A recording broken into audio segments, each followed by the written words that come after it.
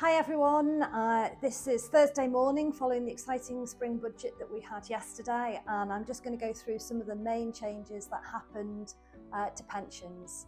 We haven't had anything as exciting as that since we had the pension freedoms announced in 2015 when George Osborne announced that nobody had to buy an annuity. So for us at Clear Cut, it was a very exciting day as we listened to the budget and picked up the main points. Some of the detail we haven't been through yet, so I'm just going to pick up today the main headlines. We're still going through some of the detail of it, and there might be some further updates next week. There were three main changes that the Chancellor announced yesterday. The first one, and probably main ones, was to lifetime allowance.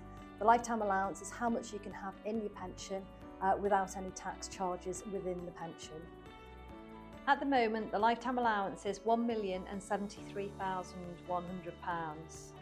There were then changes to annual allowance, and this is the amount that you can actually pay into your pension, and I'll go through some of those with you.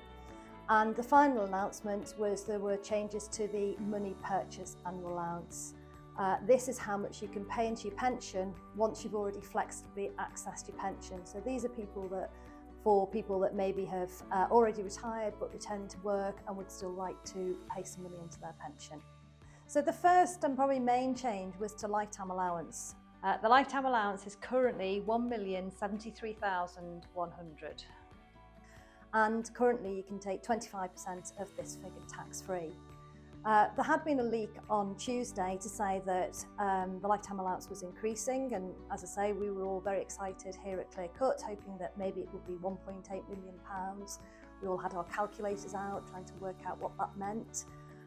But I have to say we fell off our chair when we found out that the lifetime allowance is actually going to be scrapped and there'll be no lifetime allowance. However, there is a cap still remaining on tax-free cash. I suppose we can't have it all. And the tax-free cash will be 25% of the current lifetime allowance. So the maximum you'll be able to take in tax-free cash is going to be £268,275.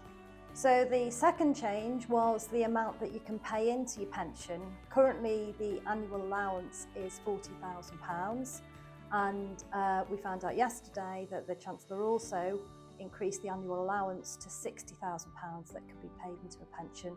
As far as we're aware at the moment, there are no changes to things like how much you can carry forward from previous years. So we still think in addition to that, you'll still be able to carry forward. But as I say, we are looking at the finer detail of it all, and we'll have maybe further updates. And the third change was to money purchase annual allowance. So this doesn't quite affect everybody. The money purchase annual allowance is currently at £4,000, and that's been increased to £10,000.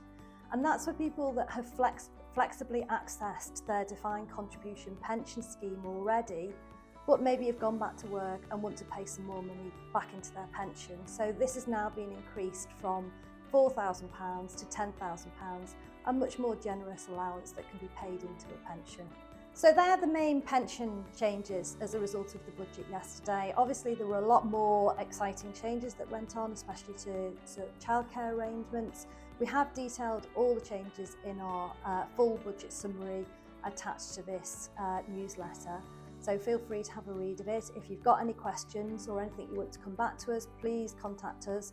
We're very busy here at Clear Cut because we're going through our clients at the moment and seeing who's going to be impacted by these changes and getting in touch with people.